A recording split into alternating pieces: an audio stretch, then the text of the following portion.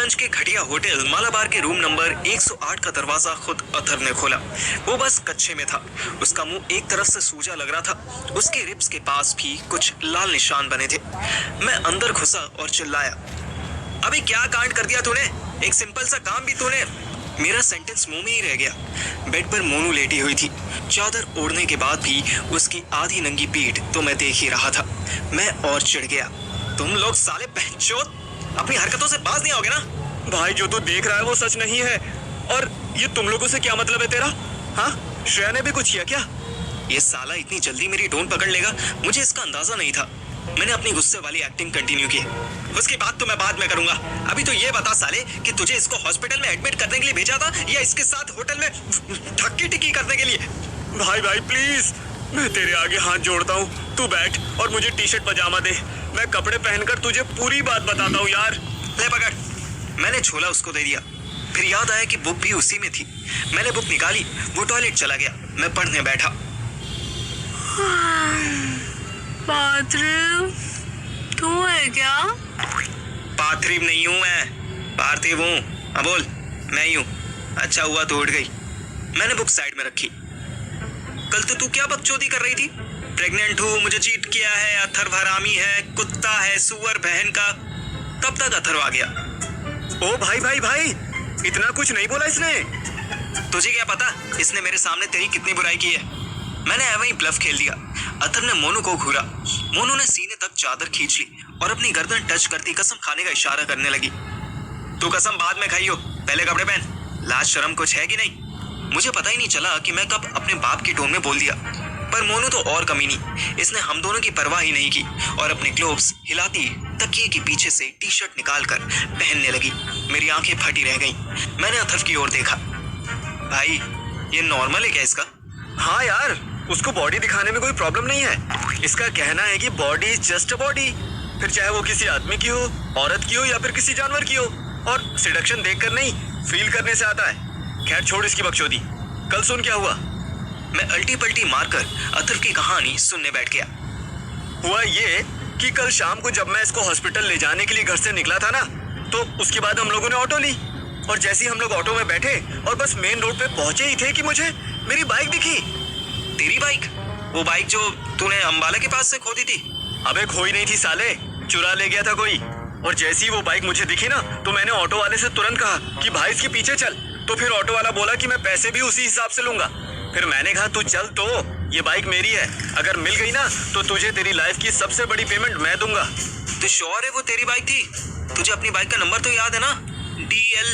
अबे ओ, बाप को मत सिखा, याद है, ठीक है। हाँ वैसे उस बाइक की नंबर प्लेट अलग थी। फिर कहाँ से तेरी बाइक हुई? अबे सुन, मुझे अपनी बाइक को पहचानने के लिए नंबर प्लेट की जरूरत नहीं है। अबे तू आगे तो सुन। हाँ तो फिर हमने उसका पीछा किया, तो उस पे 3 लोग बैठे थे। और मुझे तो इस बात पे भी भरोसा था कि साले आगे जाकर कहीं ना कहीं ट्रैफिक वालों के चक्कर में जरूर पड़ेंगे।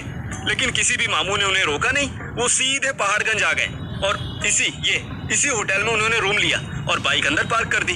फिर तेरे पास बाइक की चाबी थी? अरे भाई यही तो मिस्टेक हो गई मेरे से। वो रोके के चक्कर में ना उस दिन मैंने कार्गो बदली, तो उसी में मेरी बाइक की चाबी रह गई। अब मेरे पास चाबी तो थी नहीं, पर लोकेशन पता लग गई थी, तो मैं इसको लेकर सीधा हॉस्पिटल चला गया। अच्छा, फिर इसको एडमिट क्यों नहीं किया? क्योंकि ये चूतिया है, चूतिया, एक नंबर की घोंचू है। मोनू अथर्व की बातों पर हंसने लगी। मैं उल्लुओं की तरह दोनों का चेहरा देखने लगा। एक्चुअली ना, मैंने जिस क्लिनिक से टेस्ट करवाया ना जालंधर में, वो थोड़ा शैडी था। उन्होंने मुझे कह दिया कि मेरे पेट में कुछ है और इसका ऑपरेशन हम नहीं कर सकते। तो मैं समझी कि ये भूतनी दे अबॉर्शन नहीं कर सकते। यहाँ टेस्ट कराया तो कहते ने कि टिड में मेरा मतलब पेट में एक गांठ बन गई है और धीरे धीरे ट्यूमर बन सकती है। अरे बाप रे, इसी को तो कैंसर कहते हैं। फिर ये यहाँ क्या कर रही है? इसको एडमिट क्यों नहीं करवाया? अथर्व ने स्माइल करती मोनू की तरफ इशारा किया। अबे इसी से पूछ ले, मैंने तभी तो उसको चूतिया कहा। इसमें चूतिया वाली की गल? मैं कोई सरकारी हॉस्पिटल जा थोड़ी ट्रीटमेंट करवाऊंगी। मेरे जालंधर में एक तो बड़े एक हॉस्पिटल है, उनसे करवाऊंगी। पैसे की कमी थोड़ी है। मैंने अपना सर पीट लिया। कौन इस बेवकूफ को समझाता कि दिल्ली का गवर्नमेंट हॉस्पिटल, वो भी गंगाराम, 10 प्राइवेट पर भारी था। पर फिर ठीक भी लगा। अगर ये यहाँ ट्रीटमेंट करवाती तो मेरे और अथर्व के घंटे लग जाते। अबे इसकी छोड़ यार, तू आगे तो सुन कि हुआ क्या। हाँ, तो जब इसने बोला ना कि मुझे ऑपरेशन नहीं करवाना है, तो उसके बाद मैं इसको लेकर यहाँ पे आ गया और फिर एक रूम मैंने भी ले लिया और इसी बहाने उन तीनों को अपना दोस्त बताकर वो रिसेप्शन वाले से पूछ लिया कि उनका कमरा नंबर क्या है। तू अकेला उन 3 लड़कों से चाबी मांगने जाने वाला था?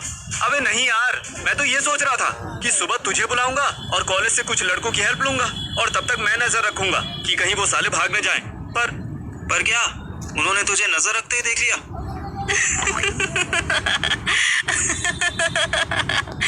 अबे तू ज्यादा हंस मत। यही अभी किसी लड़की के साथ हुआ होता ना तो तुम सब मोमबत्ती लेकर इंडिया गेट घेर लेते। मोनू के हंसने पर जैसे अथर्व ने उसे डांटा, मैं समझ गया कि वो क्या कहना चाहता था। ओ तेरा मतलब है उन्होंने तुझे पेल दिया? अरे वो भोसड़ी का रिसेप्शन वाला था ना, वो उन तीनों का दोस्त था। साले ने बता दिया कि उनका कोई दोस्त आया था जो रूम नंबर 108 में रुका हुआ था और उसके बाद मेरा डोर नॉक हुआ और जब मैंने खोला तो सामने 2 लंबे चौड़े हरियाणवी लड़के खड़े थे और फिर उन्होंने मुझे बाहर खींच लिया और तीसरे साले ने मेरी पैंट ही उतार दी। ओ भैंस की टांग, फिर तुझे रूम में ले गए? अबे नहीं बे, मुझे रूम में नहीं ले गए, मुझे लॉबी में ही गिरा दिया और जब मैं चिल्लाने लगा ना तो हरामी साले राक्षसों की तरह हंसने लगे। थैंक यू बोल रब जी को कि तुझे रूम में नहीं ले गए, वरना मैं कैसे आती। हैं? तूने भी उन तीनों को ज्वाइन कर लिया? नहीं ओए कंजर, मैं तुझे प्रोस्टिट्यूट लगती हूँ। मैं और अथर्व एक दूसरे की तरफ देखकर आंखों में हंस लिए। मैंने तो इसको बचा लिया। यहीं बेड के नीचे एक डंडा रखा था, वही मारे 2 बहन के लुट्टे भाग गए। अरे मैं तो बच गया यार, पर बाइक निकल गई, अब कभी नहीं मिलेगी। पहाड़गंज में एक टाइम बंदर बहुत आते थे, इसलिए हर होटल वाले या फैमिली वाले अपने घर में 3-4 डंडे जरूर रखते थे। अब बंदर तो लापता हो गए, पर डंडे पलंग के नीचे रखे रह गए।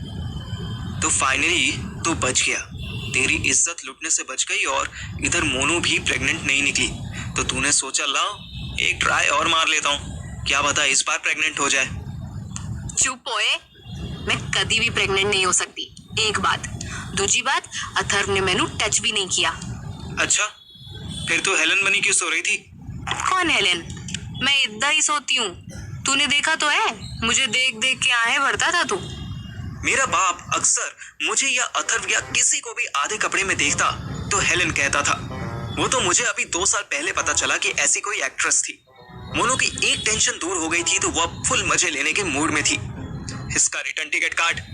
अबे ऑलरेडी कर दिया है मैंने, दोपहर की ट्रेन से ये जा रही है, चूतिया। दोपहर? तब तक क्या हम इसकी चौकीदारी करेंगे? अथर्व का कहना था कि वो ऐसे मोनू को अकेला किसी होटल में छोड़कर नहीं जा सकता था। उसने रात में इतने हंगामे के बाद भी मोनू की बैकलेस पीठ को टच भी नहीं किया था। वो श्रेय के लिए परेशान भी था। वो ऑफिस भी ज्वाइन करना चाहता था। इनफैक्ट उसने तो हमारे बॉस मनोज कुमार को फोन करके बोल भी दिया था कि फैमिली इमरजेंसी की वजह से वो पोस्ट लंच ही ज्वाइन कर पाएगा। अचानक से मेरा लंपट दोस्त इतना जिम्मेदार और ईमानदार बन रहा था, ये बात मुझे खराब लग रही थी। अथर्व जैसे अगर सीधे रास्ते पर चलने लगे तो पार्थिव जैसों की क्या वैल्यू रह जाएगी?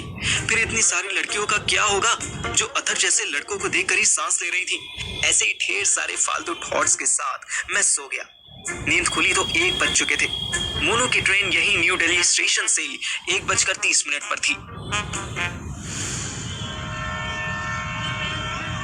हमने उसको ट्रेन में बैठाकर विदा किया और कभी वापस न लौट कर आने की प्रेयर की। इसके बाद मैं और अथर्व दोनों ही ऑफिस चले गए। हमने सोचा था कि ऑफिस वाले मैप में बने मार्क्स के बारे में हमसे पूछेंगे, पर यहाँ तो किसी को हमारी कोई परवाह ही नहीं थी। शाम तक हम एवं ही ऑफिस में बैठे रहे। ना मनोज कुमार हमसे मिलने आया, ना ही किसी ने कोई काम दिया। हम ऑफिस से निकलकर अपने आप घर आ गए। मैं अपने बाप से कुछ बात करना चाहता था, पर वो शाम 8 बजे ही सो रहे थे। मैं वापस बेड पर बैठा, जूता उतारा तो मुझे अपनी बुक याद आई। मैंने निकाली और लास्ट की 10 पेजेस पढ़ने बैठ गया। मेरा फोन बजा, कोई अननोन नंबर था। मैंने काट दिया और क्लाइमेक्स पूरा करने लगा। आखिरी 2 पेजेस तक आते आते मेरी बुद्धि हरी होने लगी। जब मैंने पढ़कर किताब साइड रखी तो मेरा दिमाग हिल चुका था। मोबाइल फिर बजने लगा। मैंने साइलेंट किया और जैसे खुद से ही बोला, मुझे सुहानी चाहिए, मुझे हर हाल में सुहानी से शादी करनी है। फोन फिर बजा तो मैंने इरिटेट होते हुए कॉल उठा लिया और चिल्लाया, क्या है, बार बार काट रहा हो तो समझ नहीं आ रहा है? दूसरी तरफ से मुझे कबीर की धमकी सुनाई दी। काटूंगा तो मैं तुझे। तेरी हिम्मत कैसे हुई श्रेया से अंगूठी लेने की?